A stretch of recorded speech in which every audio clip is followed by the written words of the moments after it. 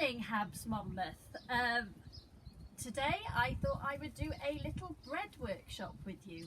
Anyway, I thought we'd go a little bit al fresco today. So I've got quite a bit going on inside the house. Everybody's doing their own thing and it is such a nice day.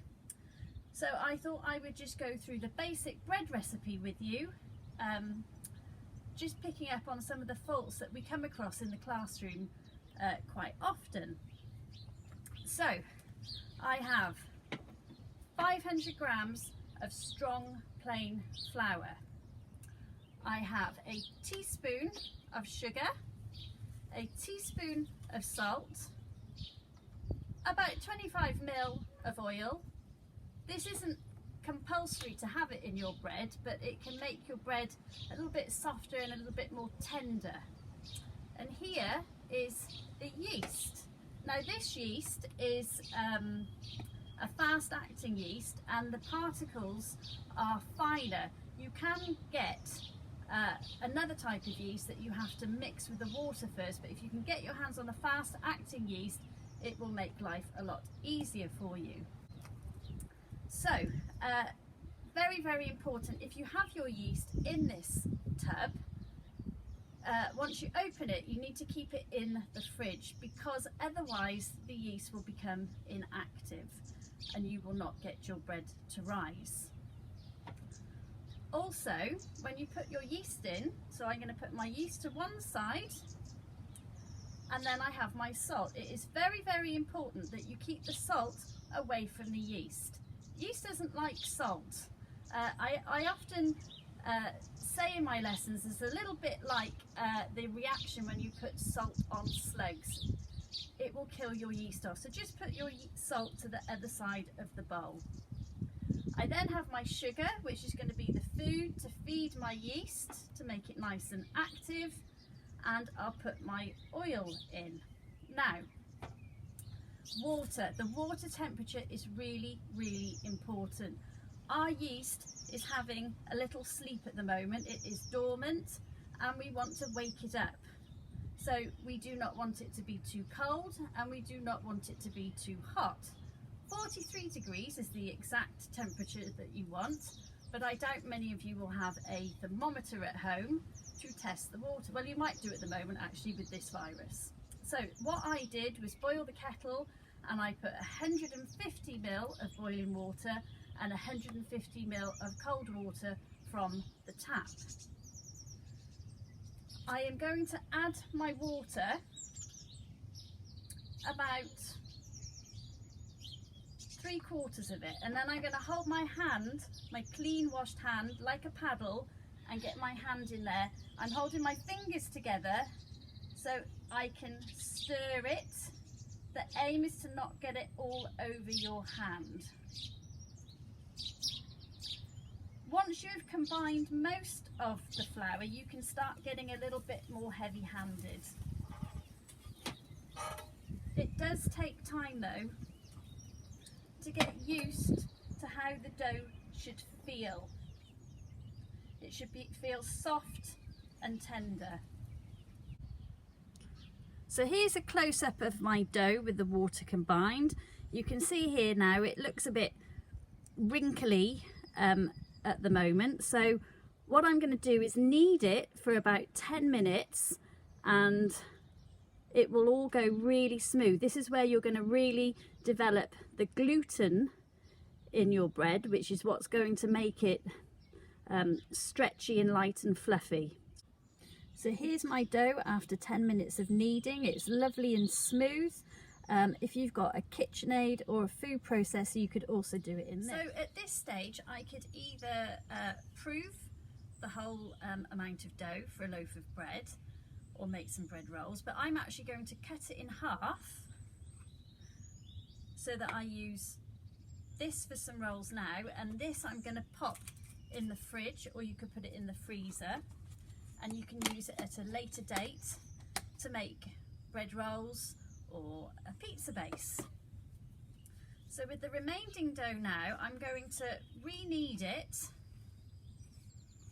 into a smooth dough ball. It's really important that you don't pull and fold your dough in half so that you have this action, because you're going to trap a load of air inside the dough and you're going to create large air bubbles which will come out like blisters in your bread.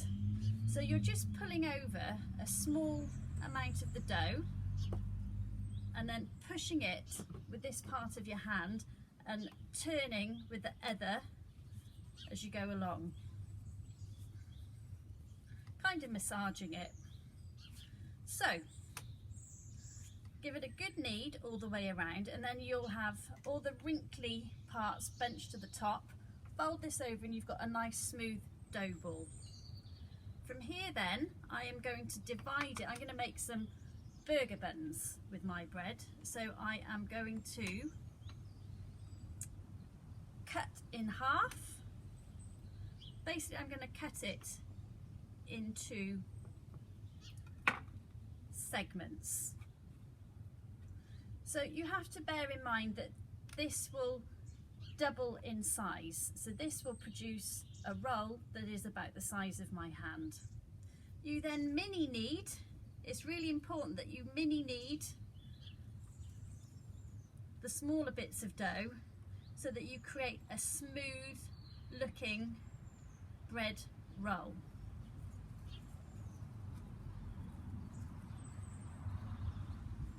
So I'm just using my finger and thumb, bunching it up, turn it over, and I've got a nice smooth dough ball.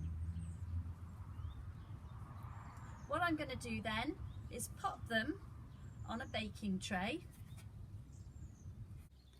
So here are my 4 rolls. I'm going to cover them in a damp tea towel, or you could do this with cling film. I've actually popped mine in front of a window where the sun's going to shine through so that it'll be nice and warm. And what will happen here is the yeast is going to ferment. It is going to take in oxygen that we've just incorporated by kneading, and it's going to give off 2 byproducts. It's going to give off carbon dioxide, which will make our bread light and fluffy and double its size, and it will also give off another byproduct of alcohol. So the time is 9:45. I'm going to leave these for a good hour so that the yeast can do its magic. I'll probably come and check them in about half an hour. It's so important that you let your bread prove. So many people rush this stage. So it's been half an hour and we'll just have a quick check on the rolls. They're coming along nicely. I'm going to give it another half an hour though. So I actually left my rolls for about an hour and a half to prove in the end. You can see they've risen really well. It's so important that you're patient with bread making to allow that dough to prove and rise. I'm just going to brush a little bit of water over the top of them and add some sesame seeds, because I'm going to use my rolls for some burgers later.